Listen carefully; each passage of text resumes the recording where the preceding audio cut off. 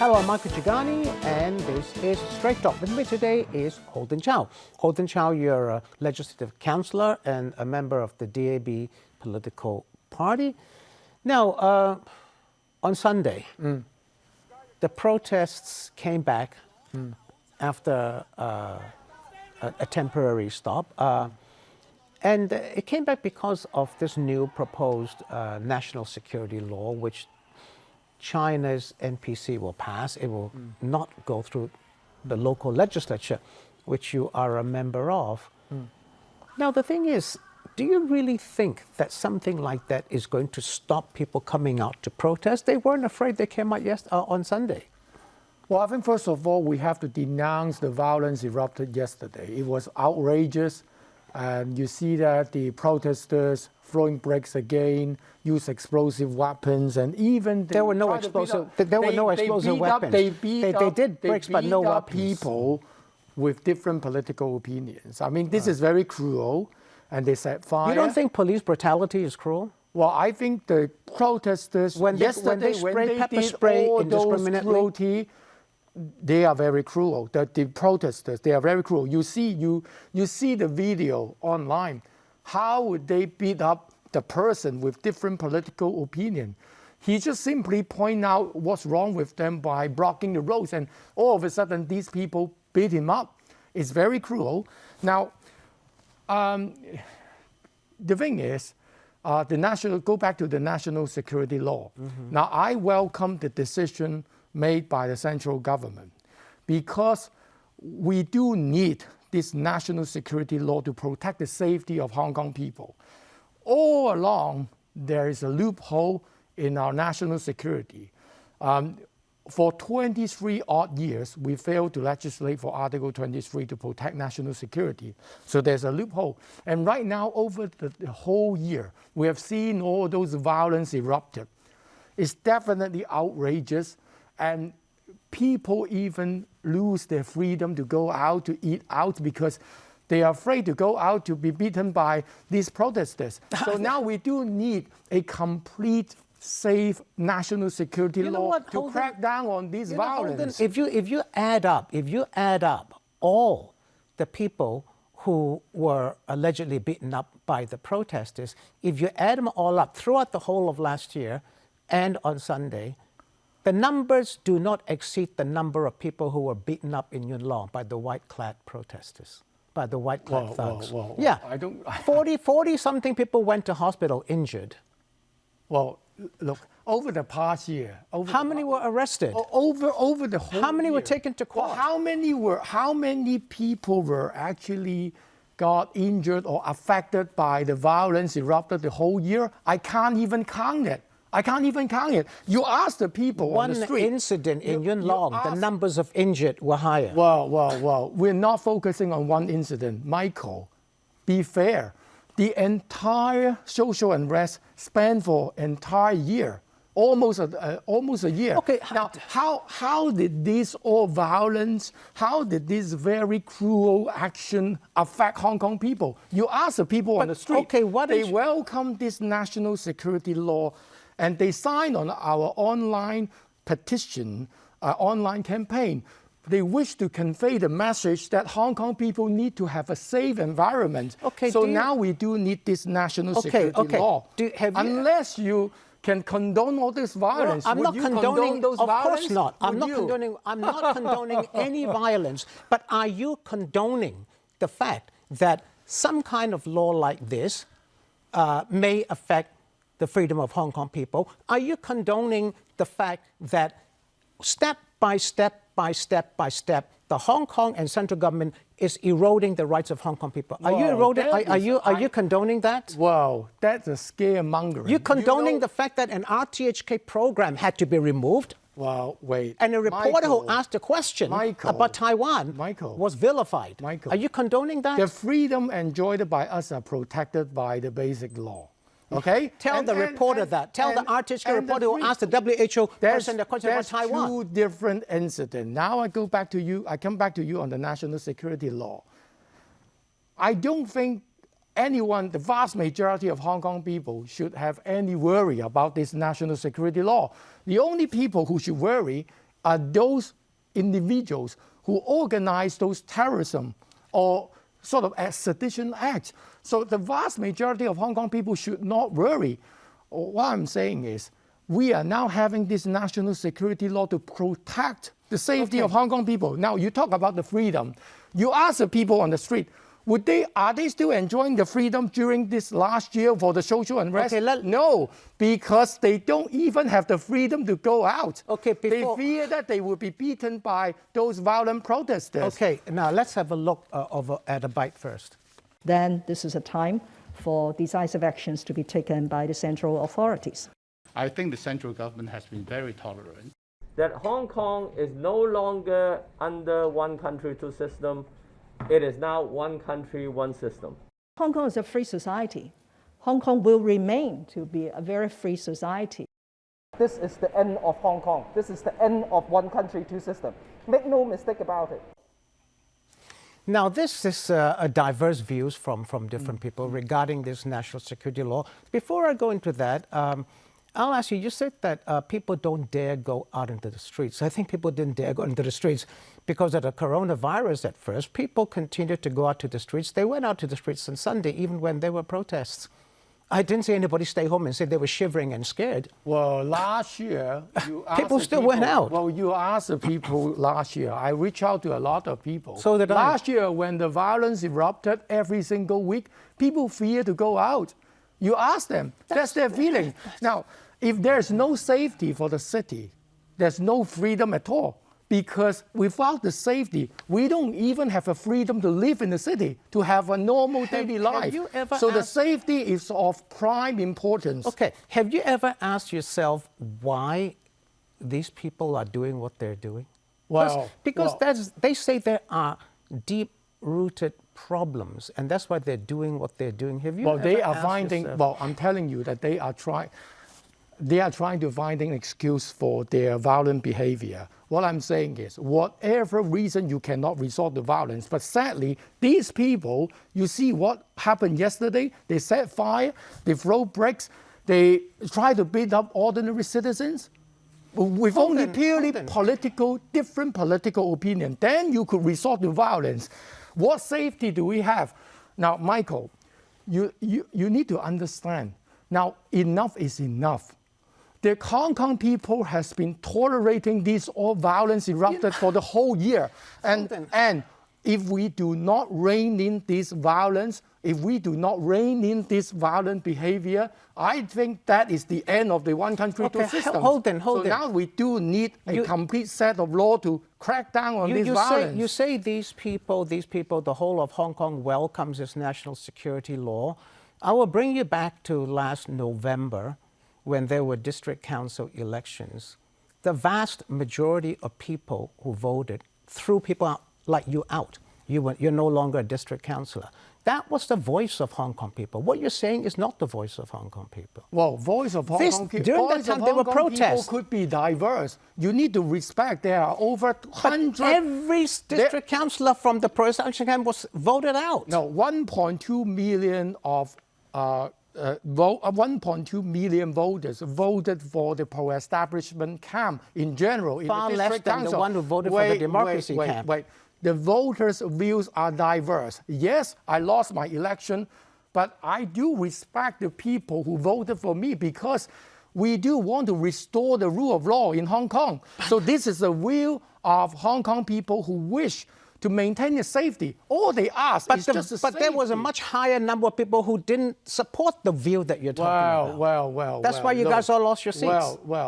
Look, if you're talking about the safety of the city, if you're talking about people's life not being affected by these violent protesters, I think that is of prime importance. And one more thing, the opposition always accuse the central government trying to intervene in our business and stuff like that. And they always, by using sort of scaremongering tactics, they spread out the fear and say that is the end of one country, two systems. I say the opposition, those opposition leaders are the one to fear this national security law because they could have done a lot of these acts, sedition acts, or Or, I say, only a few individuals who engage in those terrorism acts, they should fear. But the vast majority of Hong Kong people should never worry about this piece of law. You know, you mentioned, I've got just a few seconds before the break, you say terrorism laws. First they were protesters, then they're rioters, now you're calling them terrorists. What is a terrorist act? What would you call them if the people could beat up those a man to that extent?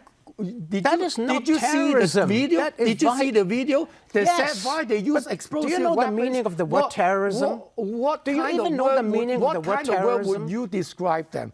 I couldn't figure out any word similar to terrorism to describe these people. One person beating up another person. So you disagree that is not terrorism by having this very violent and cruel behavior. You know, come on. Look up the word terrorism in the dictionary. Terrorism is when you plant a bomb and kill people.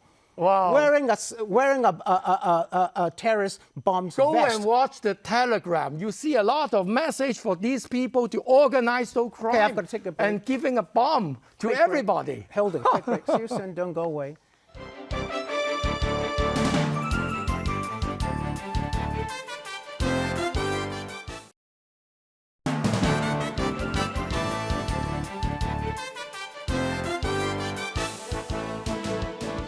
Thanks for staying with us. This is Straight Talk. With me is Holden Chow. Rather fiery Holden Chow from the DAB party. Now, Holden, when this law is passed, just a day or two ago, the White House security advisor said that if this law is passed, there could most likely be sanctions under the Hong Kong Policy Act against Hong Kong. Are you not worried that that's going to damage Hong Kong's financial center? Well, first of all, we always stress that a foreign government should not intervene our internal affairs. The central government also urged the U.S. to stop intervening our internal affairs.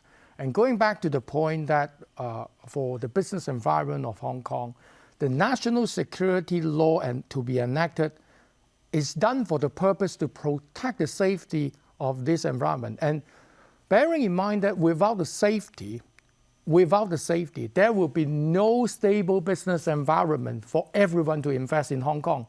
And if there's no safety, I doubt that the foreign investment would continue to stay here. So that's why I get back to your question. The national security law to be enacted is done for the purpose to maintain, protect the safety of the city and to make sure that there is a safe business environment. Otherwise, if nobody could rein in the violent protests, I think the foreign investment would leave. Holden, you know, a lot of people say that foreign interference, but do you know what the Hong Kong Policy Act is? It is an act passed by the U.S. Congress that says Hong Kong must have a high degree of autonomy. Hong Kong must observe one country, two systems, right?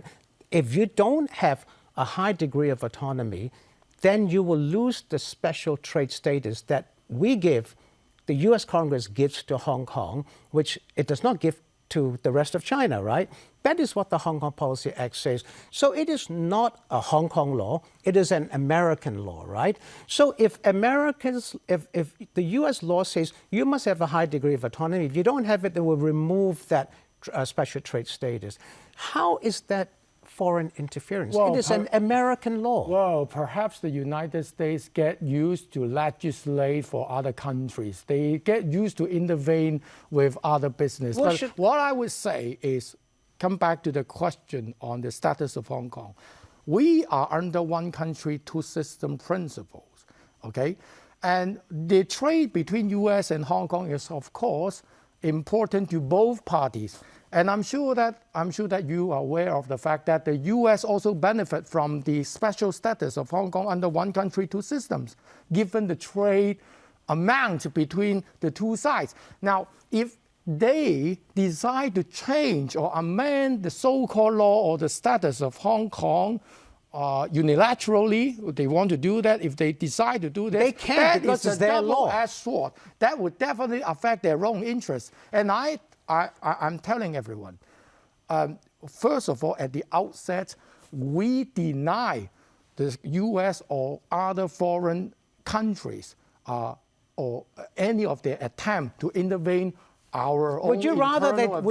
Would you rather they just, when this act was first passed in the 1990s, Mainland China and Hong Kong welcomed it. They didn't say it was foreign interference. They actually welcomed it. Now you say that it is interference, and they're unilateral. And they use let me finish. I'll let you finish. Would you rather that they remove this law, so you cannot then say they're interfering? They would just say, okay, we'll nullify this law. Hong Kong will be treated as the rest of China. Would you prefer that? Well, you asked about... Would you prefer that? Wait. Do you know that last year they passed another law? It is part of the Hong Kong human rights law, right? That is an intervention into our internal affairs. Now, I would ask them to remove that law.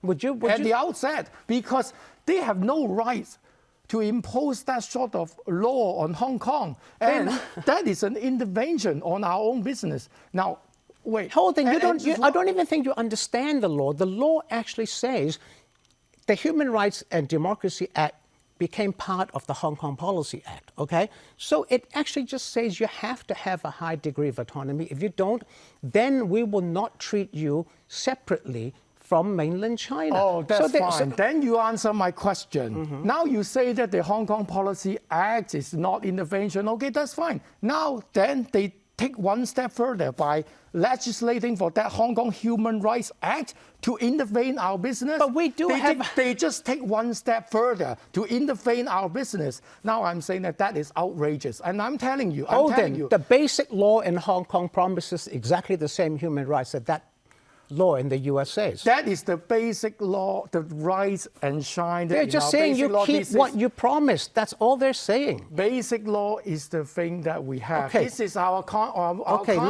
let's cut it of the short. city, but it's nothing to do with the US Congress. Hold on, here and now, would you say today that you really don't mind that the US withdraws the Hong Kong Policy Act and let Hong Kong be part of China for trading? Say that. Do you want that to happen? Whoa. Do you want that to happen? Can you tell me that what's the benefit for the U.S. to remove the so-called status? I'm not asking. That is, you see, if they try to change the status, that's a double-edged sword. That would affect their own interest. Okay. What kind of interest? Can you name what kind of interest they have in Hong Kong? Business interest? How much investment the U.S. government have in Hong Kong? That is the U.S. business. Can you count it? I can. If they change it, they're gonna affect their own interest. That is for them to decide. If they want to affect their own interest, that is for them to decide. If they want to protect their own interest, can they stop commenting or arguing or intervening our own business? The national security law, I'm telling you, the national security law is totally done for the purpose of protecting our own safety and our own national security. I'm just asking you, would you want them to withdraw? Then you tell me what's the benefit of U.S. have under this piece of law, to decide. Under this piece of status. That is for them to decide. They won't change it because if they change it, that's a double-edged sword. That would affect their own interest. On the one hand, you're saying that law is interference. On the other hand, you don't want to say that they should remove that law. Well, wait. You're saying that it's got benefit for them. That's what you're saying. You're saying that law is interference, and you're saying then it's got benefit for them. Now, wait. I say that already. I've already said that many times here. This is, if they try to change the status, that's a double-edged sword. And that would affect their own interest. But that is for them to decide. And again, if they wish to protect the trade between Hong Kong and U.S., they better not try to step in and take one step further to intervene our own business. Okay, hold on. So the national security law, definitely, I'm telling you, the national security law is to protect all the business interests in Hong Kong, including the foreign investment, including the U.S. business. Hold on, I think that they wouldn't be happy to see all the violent protests happening here. Hold on, I'm just asking. Except one person, Mike Pompeo. He is the one to say that, on one hand, he say he against violence. I've got 3 On minutes. the other hand, I you just support those protesters. hold on. I've got 3 minutes. I'm asking you again. On the one hand, you're saying that that law is interference. On the other hand, you're saying if they withdraw that law, it will hurt them as much. It's a double-edged sword. But then if you say it is interference, whether it'll hurt them or not is really their business. If you say that law is interfering in Hong Kong's affairs, then you should say that they should withdraw that law. Why don't you answer that question? Why wouldn't they first of all remove everything? For example, Human Rights Act, they should remove it. That's part of the Hong Kong Policy Act. They should remove that piece of act right away. Because if you say the Hong Kong Policy Act at the first time is their wrong piece of law, okay, that's fine. Then they take one step further to interfere in our business. That's the Hong Kong Human Rights Act. If they should remove the Hong Kong Human Rights Act, and they should not intervene our internal hold affairs. on. If they remove that act, Hong Kong will lose its special trade status. Do you want them to do that? Well, horrible. You are making those hypotheses. You don't understand how much U.S. investments and business interests is You in mentioned Hong that Kong, already, stationed Holden. in I'm Hong asking Kong. you, that's And also, their decision. And one more thing. And you see, the national security law is to protect everyone here. And I say, if the national security law, they are against the national security law by spreading out those fear and scaremongering, right? Okay, those are your words. I've just got a little bit of time left. On Wednesday, that's tomorrow, LegCo will most likely pass the national anthem law, right? Do you expect any problems or trouble in LegCo tomorrow? Well, I would expect there will be a lot of obstacles happening in LegCo because people already online, you can read the messages online that they are saying that they would do a lot of violent behavior against LegCo. So I think we need to be prepared for that. And, but you have the votes. You have the votes to pass. Police need to be prepared for that, and of course we'll be there, and we'll do our work. Will it pass tomorrow? You have enough votes to get it passed, right? Yes, of course. But at the same time, you need to be prepared for all the filibustering and for all the chaos to be happening in LegCo. But will it pass tomorrow, or you think the filibustering will delay its passage? Well, by carrying out a sort of filibustering, that is the way to, one of the ways to delay the passage of the bill. That is their tactics, but at the same time, I think we need to be prepared to deal with. I've got to end the show. Yeah. Thanks for watching. It's been a very interesting discussion. We're very good friends, by the way, but we just need to make the show interesting. Thanks for watching. See you next time. Good evening. Thank you.